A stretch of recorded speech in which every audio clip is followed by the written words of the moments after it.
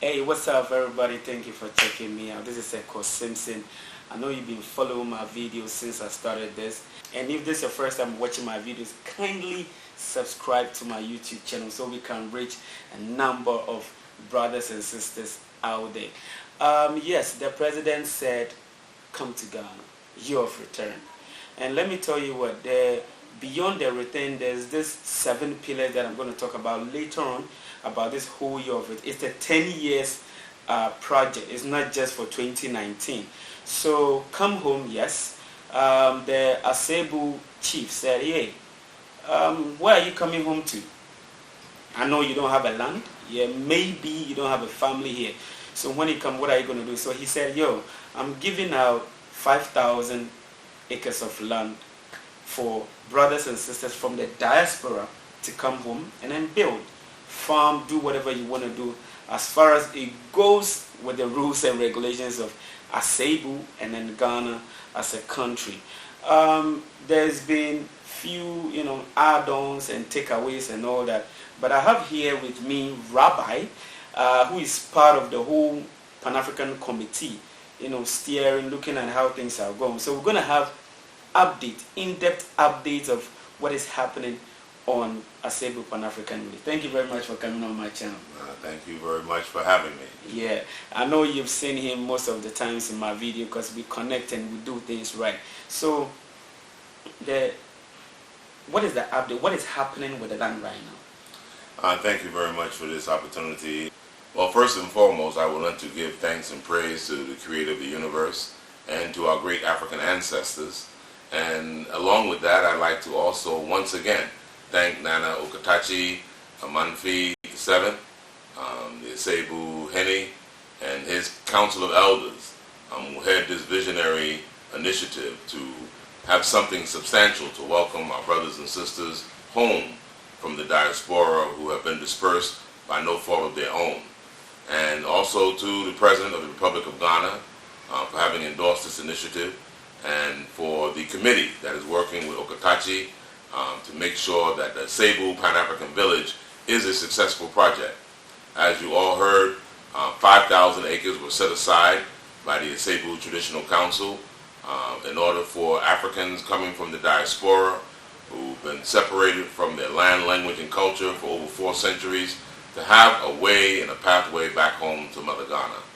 And so it was a raw vision, something that Nana was inspired to do by virtue of the year of return. And what I mean by raw is that he had the land, and the land was undemarcated.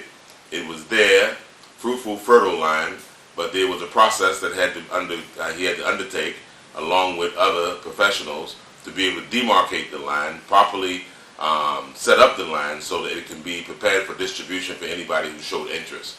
And fortunately, that has been done. At least the first 100 acres has been done, which has made available over 350 plots, and people have began to purchase and register for those plots. In the meantime, they're trying to service some of the infrastructure and to make sure that the deeds, or what we say here, indentures, and everything reflects the ideal of a new Pan-African village being set up. This is a brand new initiative, and as a brand new initiative, it takes time to build the process so that it's tight and solid. So right now, we're in the logistical point of how we register those who express interest and those who put up their nominal registration or administration fee. As I said, the land was given out with no cost for the land itself, but there are administrative costs that one has to pay in order to be able to get the actual paperwork, demarcation done, survey done, what we call site plan done. All these things incur expenses, which is a part of the minimal cost of $700 that has been cited for those who express interest to register. Now, what I want to express is that because this is an historical initiative, we have added on to this package those who are coming in from the outside, what we call a wellness program and orientation. Having been separated from the land, language, and culture for centuries, we realize that coming back home is not just an automatic process of landing at the airport and throwing up our hands and saying, I'm home. There has to be some orientation whereby we're able to give or expose our brothers and sisters to a program that brings them into continuity with the cultural norms of where they have landed.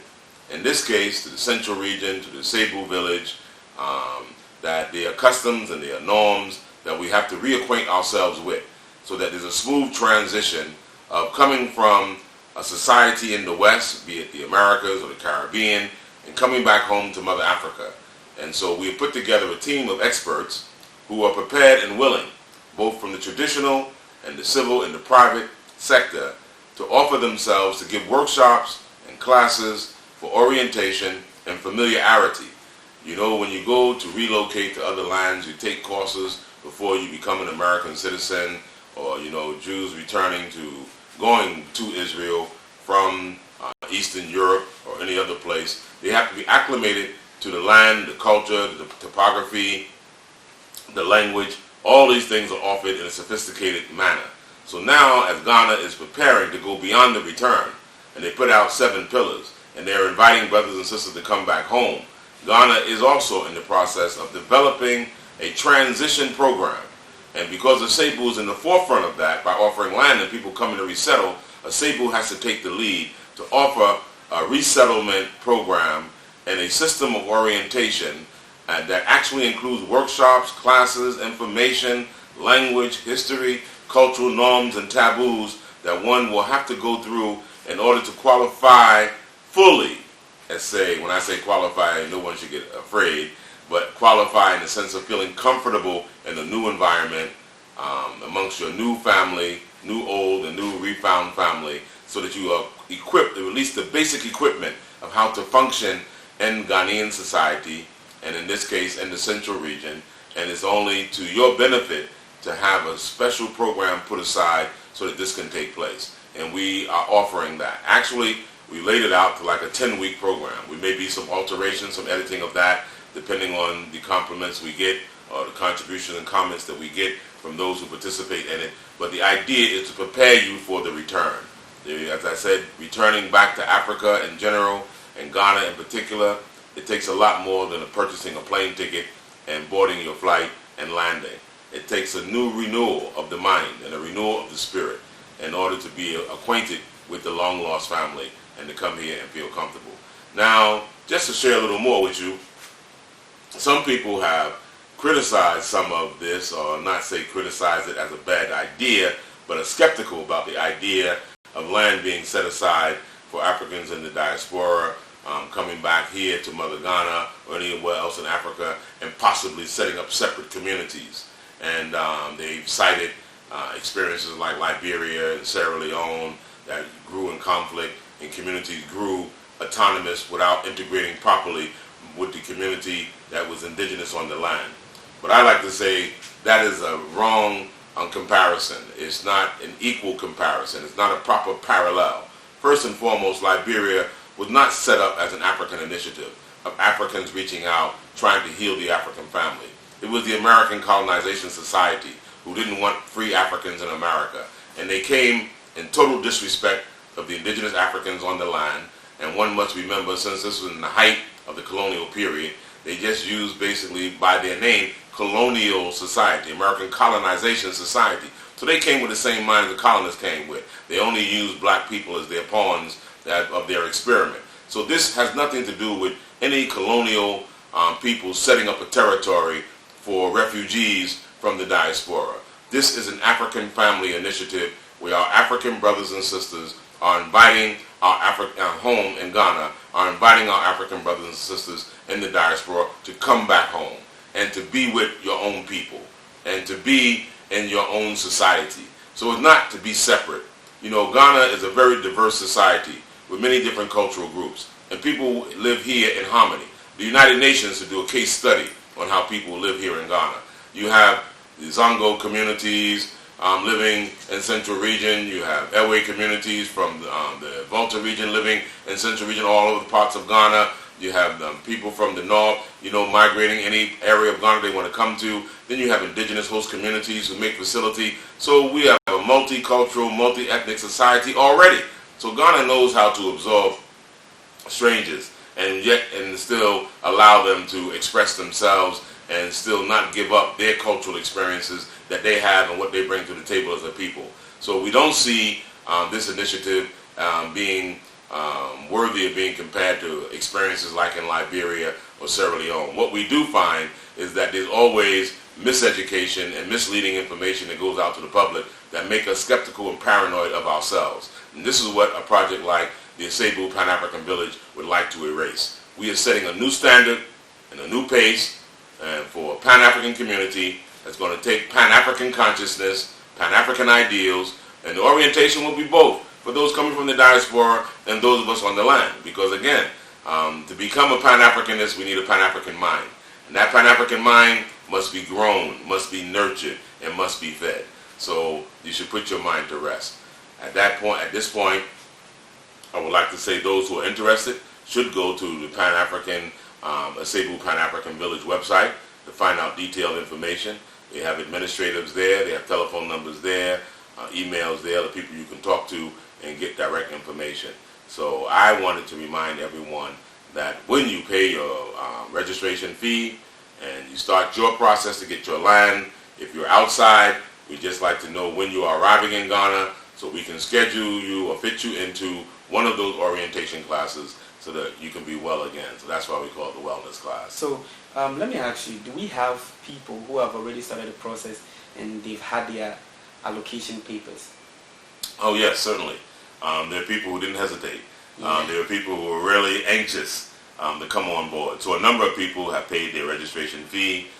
They've received their receipt, which is the first phase of the process.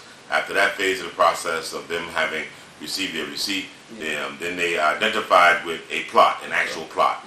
And when that plot is identified and matched up with that person's name, they receive a land allocation or plot allocation certificate, which actually confirms that they've gone through the first phase, they have been assigned a plot, and now they are waiting for their indenture to be processed. Okay, so that means right now people can start, those who have had theirs, they can start doing something on the land. Yes, absolutely. We have had the affirmation from Okatachi, Nana Okatachi, Amenfi, the 7th, that they are free to begin to start their projects. Of course, our committee is responsible for at least consulting with people. Some people have no experience whatsoever in Ghana. They don't know where to start with, for architects or for, land excavation or any of that. So we have a committee that is set up to help them in that process, to advise them in that process. And we also like to see what the intent is. Like here, you have to come up with a plan, submit it to the planning department. They have to give you a building permit. And that's predicated upon your structure being meeting all the safety requirements. So we say, you're free to build, but there's a process. And so people shouldn't be intimidated by the process, because in the long run, it's going to help you out. All right. So at the long run, it will help you out. It will help you move to the motherland and, get away from all those stress from out there. So, hey, thank you very much for checking us out. Put up a comment. Let me know what you think about this whole idea. Do you need a land with the Asebu Pan-African Village? Yes, Rabbi is here. I'll put his email in the description below. You just send him an email and then you take it from there.